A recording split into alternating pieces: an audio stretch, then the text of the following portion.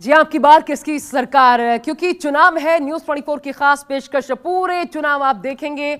और आज prime time exclusive में एक बार फिर आपके लिए हम लेकर हाजिर हैं चुनाव से जुड़ी अहम जानकारियां, क्योंकि अब जो अगला रण है वो राजस्थान का है। राजस्थान में होने वाले विधानसभा चुनाव की बात करेंगे, जहां बागियों ने बीजेपी के साथ साथ कांग्रेस को भी परेशानी में डाल दिया। चुनाव में टिकट मिलने की उम्मीद टूटी तो नेता समर्थक उन्मादी हो गए, अपनी ही पार्टी के खिलाफ बगावत का झंडा उठा लिया।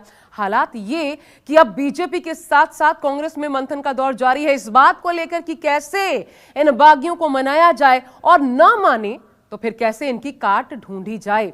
ऐसे में सवाल यह है कि क्या आने वाले विधानसभा चुनाव में बागी बिगाड़ेंगे बीजेपी कांग्रेस का खेल। देखिए प्राइम टाइम एक्सक्लूसिव में हमारी ये खास सबसे सटीक रिपोर्ट।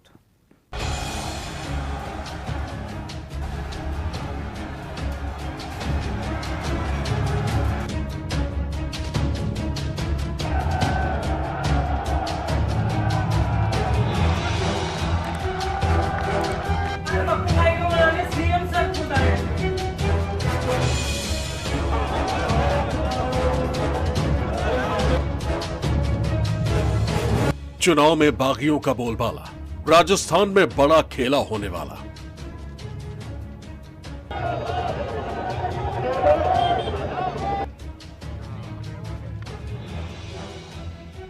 अपनी ही पार्टी से अदावत, नहीं मिला टिकट तो बगावत।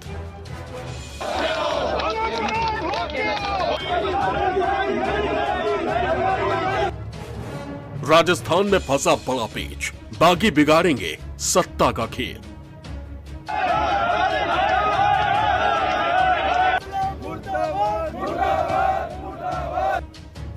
बागियों की अलगार, किसकी बनेगी सरकार।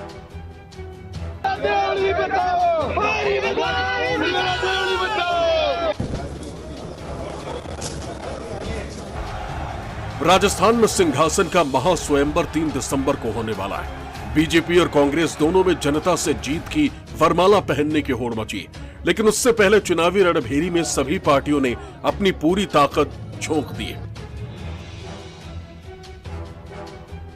सीधा मुकाबला बीजेपी और कांग्रेस के बीच है। 25 नवंबर को प्रदेश की जनता नेताओं की किस्मत ईवीएम में कैद कर देगी, लेकिन उससे पहले दोनों ही पार्टियों के लिए जो सबसे बड़ी परेशानी का सबब बने हुए वो हैं वो नेता जो पार्टी से टिकट ना मिलने पर बागी बन बैठे, साथ ही प्रदेश की 40 विधानसभा सीटों पर सीधा प्रभाव रखते।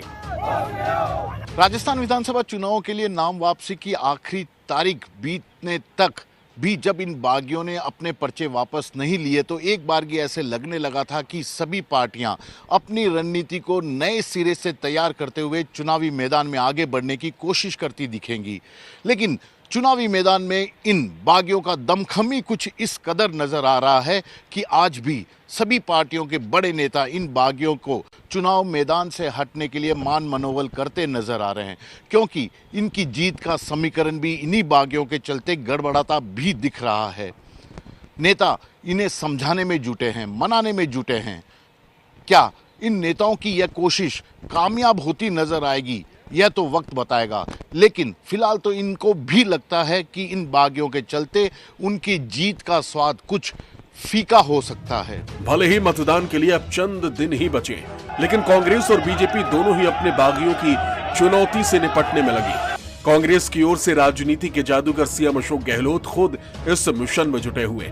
सीएम अशोक गहलोत खुद मुस्लिम बाहुल्य हवा महल विधानसभा क्षेत्र से आम आदमी पार्टी के प्रत्याशी पप्पू कुरैशी के घर पहुंचे। सीएम की पहल थी तो बड़ा उलटफेर भी नजर आया। उन्होंने कांग्रेस प्रत्याशी के समर्थन में पप्पू कुरैशी को नाम वापस लेने को राजी कर ही लिया।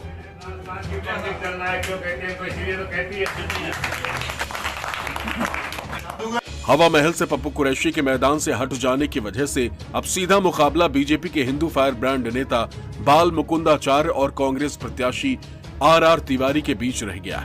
वहीं पप्पू कुरैशी के चुनावी मैदान से हट जाने को लेकर सियासत भी तेज हो गई। एक तरफ जहां बीजेपी आरोप लगा रही है कि अशोक गहलोत ने डरा धमकाकर पप्पू कुरैशी को चुनाव में बिठा दिया, तो वहीं दूसरी तरफ कांग्रेस का कहना है कि सीएम गहलोत के कामों से प्रभावित होकर पप्पू कुरैशी ने अपना नाम वापस ले लिया। देखिए, पप्पू कुरैशी आम आदमी पार्टी के कैंडिडेट थे और आम आदमी पार्टी रजिस्टर्ड राष्ट्रीय पार्टी है। रजिस्टर्ड राष्ट्रीय पार्टी के उम्मीदवार के घर पे मुख्यमंत्री जाकर उसको दबाव डाला, डराया, धमकाया, जिसका पता नहीं चला और उसको बिठा दिया चुनाव में। तो इससे पता चलता है कि किस तरीके से चुनाव को प्रभावित करने के लिए मुख्यमंत्री काम कर रहे हैं। चुनाव आयोग को इसके मामले में संज्ञान लेना चाहिए कि मुख्यमंत्री किसी दूसरी पार्टी के प्रत्याशी के घर जाकर उसको बिठा देते हैं बीच चुनाव, तो ये बड़ा संगीन मामला है। राजस्थान में कांग्रेस पार्टी जिस तरह से चुनाव हार रही है, जिस तरह की उसमें बौखलाहट है और बुरी तरह पूरे राजस्थान की जनता उनको नकार रही है, उससे मुझे लगता है कि हताशा और निराशा में मुख्यमंत्री जी हैं। और छोटी छोटी पार्टियों के यहाँ जाकर जिस तरीके से मुख्यमंत्री जी अपनी लाचारगी और बेचारगी दिखा रहे हैं, उसी से राजस्थान का परिणाम पता चल रहा है।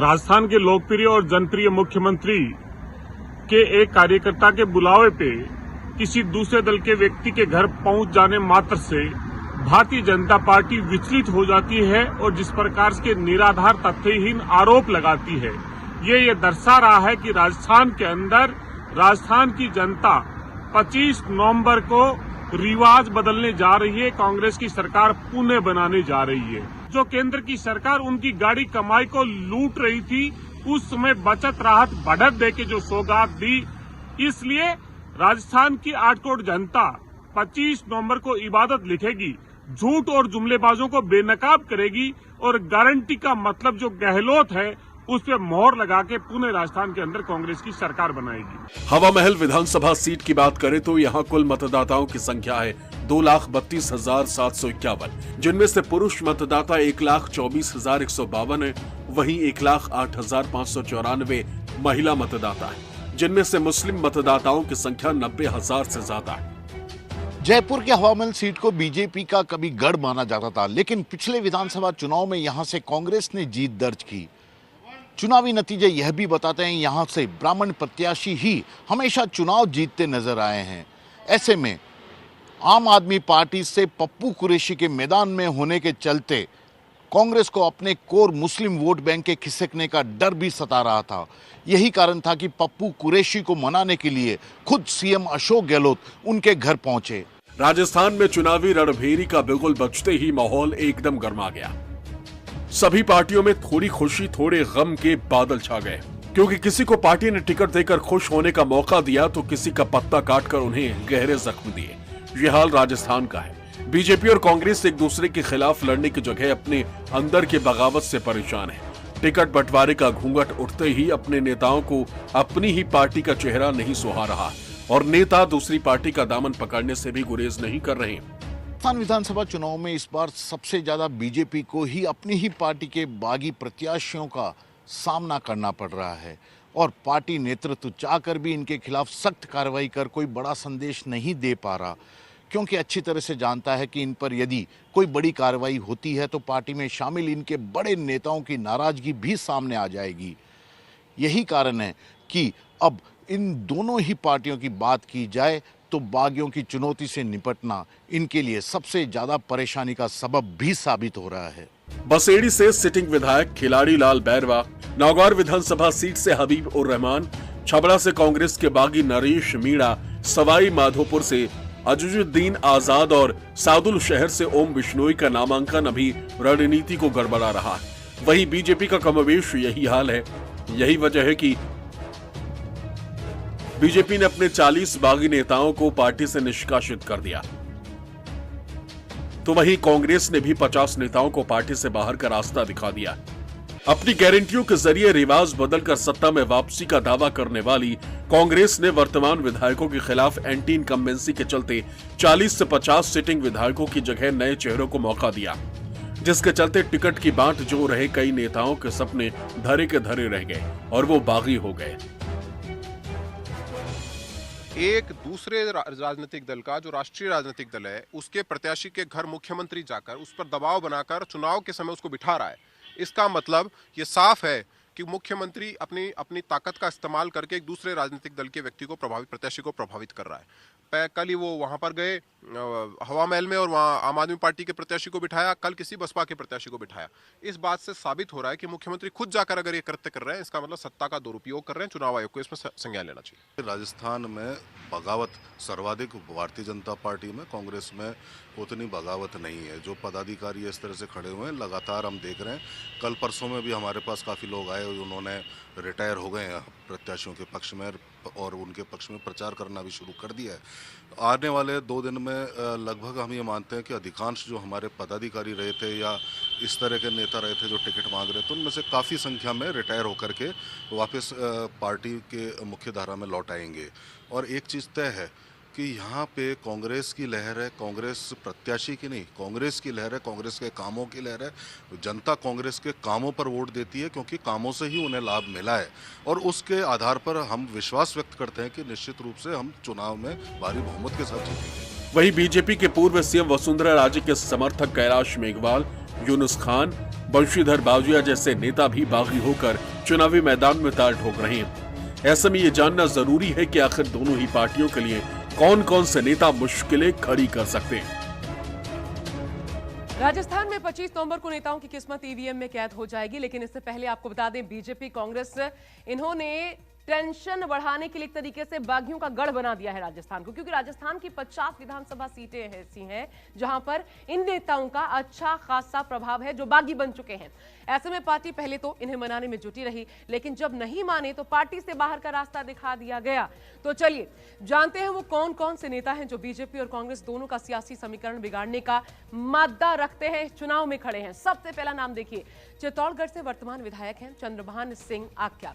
बीजेपी से टिकट नहीं मिला तो निर्दलीय चुनाव लड़कर बीजेपी की ही परेशानी बढ़ाने में जुट गए हैं आक्या। बीकानेर पूर्व, यहां भी बीजेपी के लिए बगावत सिर उठाए परेशानी बढ़ाने में जुटी है। यहां बीकानेर संभाग के बड़े बीजेपी नेता महावीर रांका ने अपना विरोध दर्ज करवाते हुए निर्दलीय चुनाव लड़ने का ऐलान कर दिया। अगला नाम है विनीता आहूजा का। श्रीगंगानगर के जयदीप बिहाणी को टिकट देने के विरोध में पार्टी से इन्होंने बगावत कर दी और निर्दलीय मैदान में खड़ी हैं बीजेपी की मुश्किल बढ़ाने को। बस्सी से रिटायर्ड आईएएस अधिकारी चंद्रमोहन मीणा को उतारे जाने का वसुंधरा राजे के करीबी जितेंद्र सिंह मीणा विरोध करते हुए मैदान में उतर आए हैं। इसके अलावा भैरव सिंह शेखावत सरकार में परिवहन मंत्री रहे रोहिताश्व शर्मा टिकट नहीं दिए जाने के चलते न केवल पाला बदला बल्कि बानसूर से आजाद समाज पार्टी से बीजेपी उम्मीदवार को हराने का दावा भी इस बार कर रहे हैं।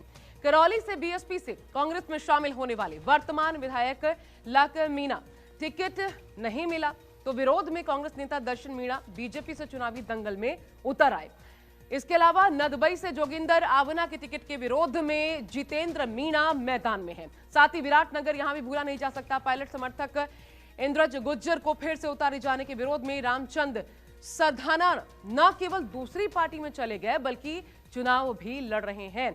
यानी चाहे कि बीजेपी हो या फिर कांग्रेस, दोनों ही पार्टियों के लिए राजस्थान का रण आसान नहीं होने वाला, क्योंकि अगर 50 सीटों पर इनका प्रभाव दिखा तो फिर सत्ता की राह इन दोनों ही पार्टियों के लिए आसान नहीं रहने वाली। बागियों के बगावत ने बीजेपी कांग्रेस दोनों ही खेमे में खलबली मचा दी है। ऐसे में आखिर इनका कितना प्रभाव आगामी चुनाव पर पड़ने वाला है, ये भी जानना जरूरी हो जाता है। सबसे पहले बात चित्तौड़गढ़ के वर्तमान विधायक चंद्रभान सिंह आक्या की। चंद्रभान सिंह आक्या 2013 में बीजेपी के टिकट पर पहली बार चित्तौड़गढ़ से चुनाव लड़े और कांग्रेस प्रत्याशी सुरेंद्र सिंह जड़ावत को हराया।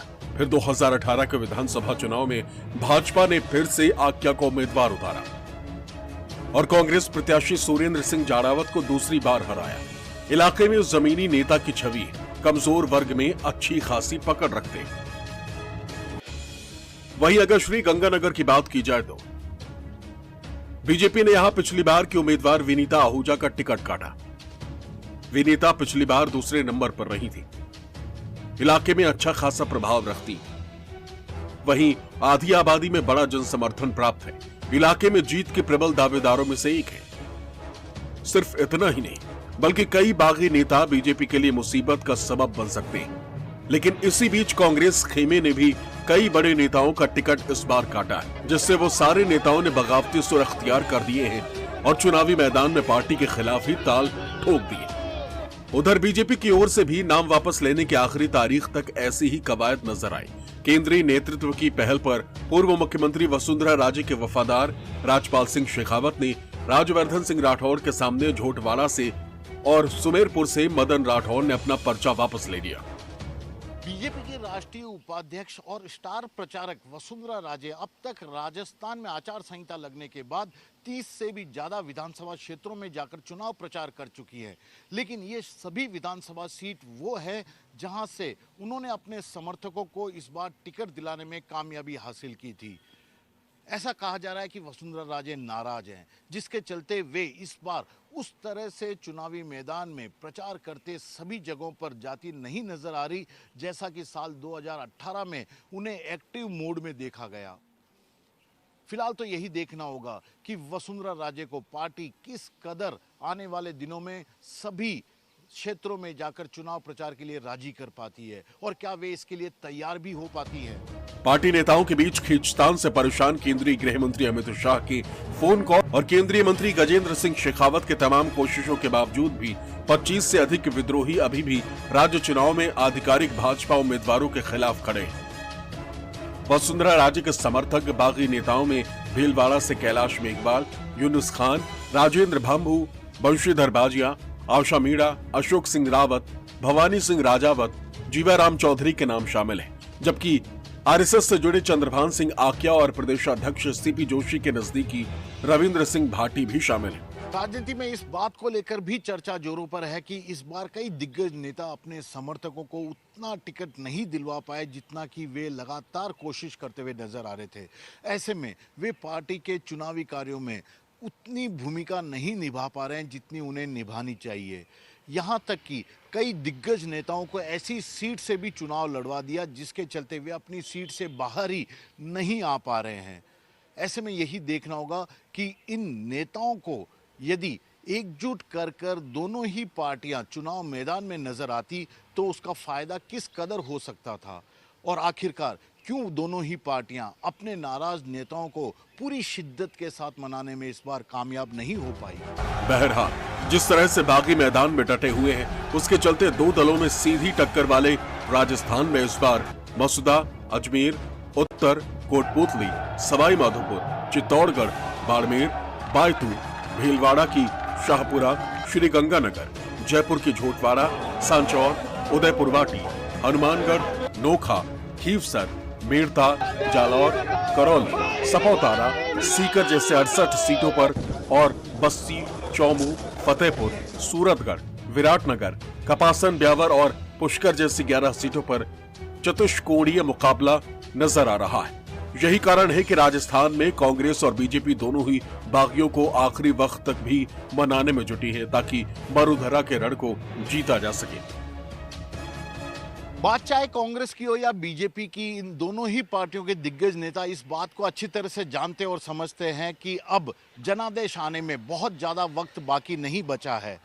यही कारण है कि जिनके स्टार प्रचारक पूरी शिद्दत के साथ चुनाव प्रचार में जुटे हैं, साथ ही बागियों को लेकर लगातार मॉनिटरिंग भी कर रहे हैं, जबकि राजस्थान से जुड़े प्रदेश के बड़े चेहरे इन बागियों को अब भी मनाने में जुटे हुए हैं। कैमरामैन विजय सिंह के साथ श्रीवत्सन, जयपुर न्यूज़ 24।